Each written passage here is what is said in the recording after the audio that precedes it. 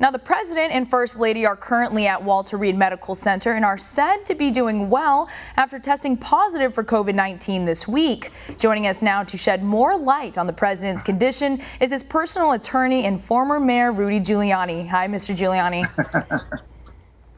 How are you, Samantha? Very nice to talk to you. Very, very, very nice to talk to you. Thank you so much for joining us today.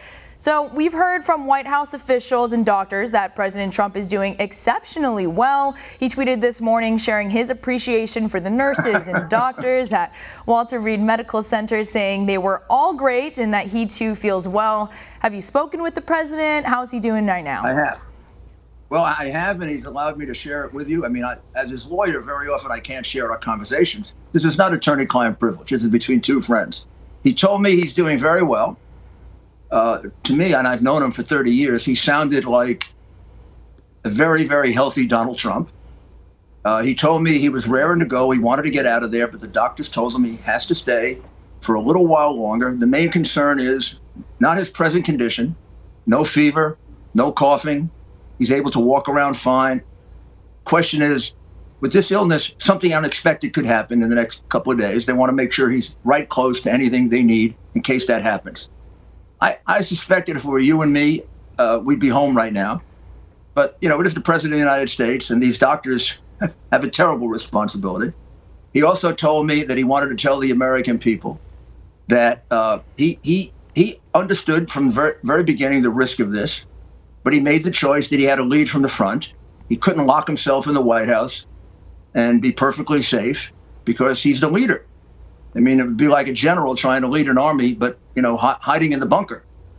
You got to get out front, take reasonable precautions, but not allow this disease to paralyze us. No disease should paralyze us.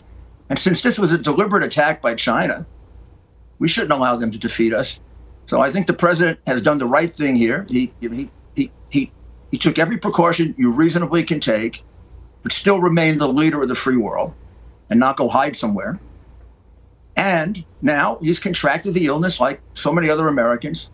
He's doing exactly what his doctors want him to do. He's going to beat it. When he comes out of it, he's going to be immune.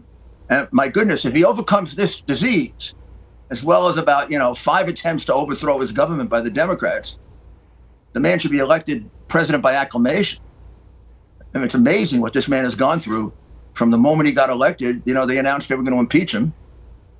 They've tried to frame him 3-4 times, right up to the very end. Nancy Pelosi wanted to impeach him for nominating Judge Barrett. And now the disease hit him. He's going to beat that one, too.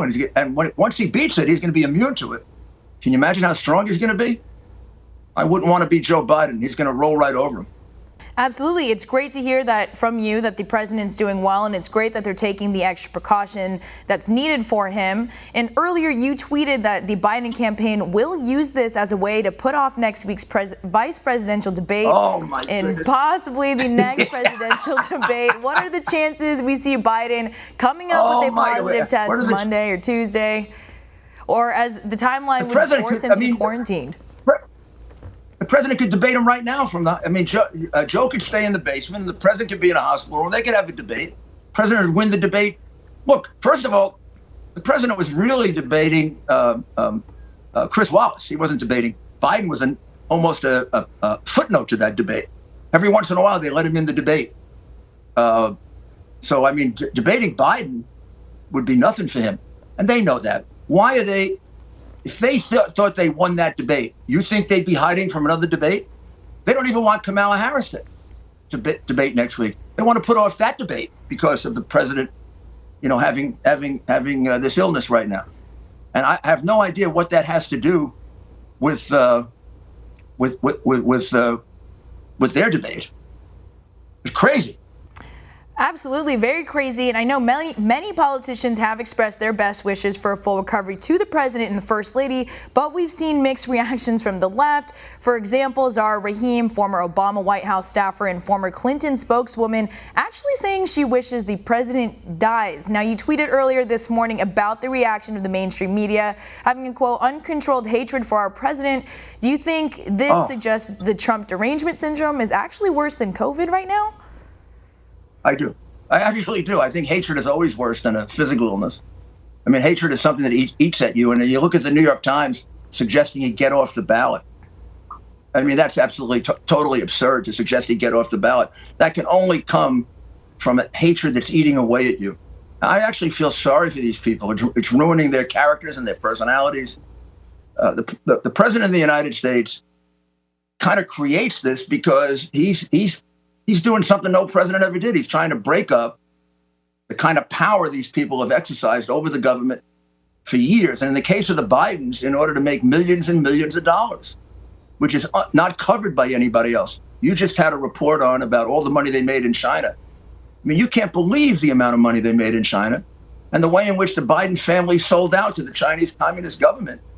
And the fact that the New York Times is covering that up. So they have a lot invested in defeating him. I mean, they want to get control of this government and they want to move it into the internationalist socialist model they have for us. Because, you know, as far as they're concerned, our government is not good. Our country's not a good country. The Times sponsored this History of America called 1619. It basically says we're an essentially evil country. Well, if you believe that, vote for Biden. But if you believe that we're an essentially good country that has its issues but overcomes them, then you vote for Donald Trump.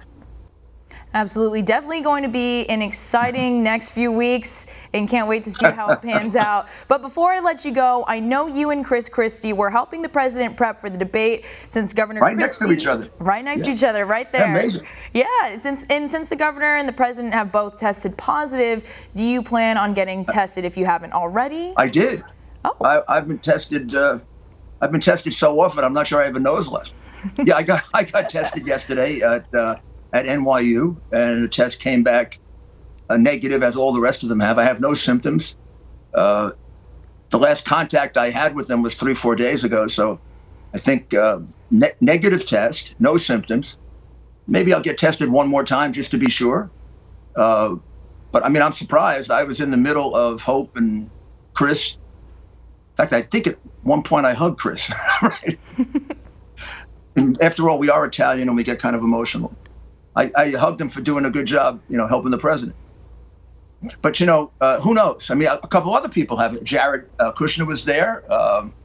For some of it, Ivanka was there. And thank God they haven't gotten ill. I went through this on September 11. I was, you know, a few feet away from people who got killed, and I didn't get killed.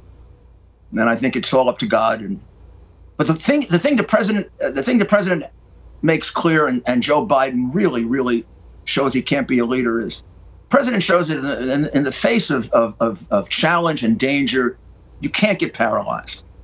COVID should not paralyze this country. We should face the risk of it. We should do reasonable things. The fatality rate for COVID now is normal for a disease of that kind. And we should go ahead, wash our hands, use masks appropriately, but we should not make it stop us from doing just about anything, because we're too great a country to let ourselves be paralyzed. We would let China win this. This was a deliberate issue presented to us by China. They either did it on purpose or they found out about it and they exploited it. But this comes from China. We can't let them break us. Otherwise, we're going to have a terrible future. And no way Donald Trump will allow them to do that. Joe Biden has already allowed them to do it. I mean, the man stayed in a basement for five months. Today, he's got a mask on that's so high you can't even see his eyes. Look at that. Is that Biden? I can't even tell. I mean, there's so much of his face. Oh my goodness, look at that. He finally shows us his face for the debate. I wonder if he wears that mask at night.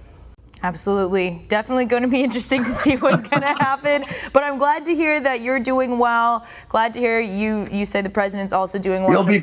My friend will be back stronger than ever. Very few days. And right now it's our job, all of those who support him, to, you know, he's been carrying us for 3.25 years on his back, with everybody attacking him on the left, trying to destroy him, destroy his family.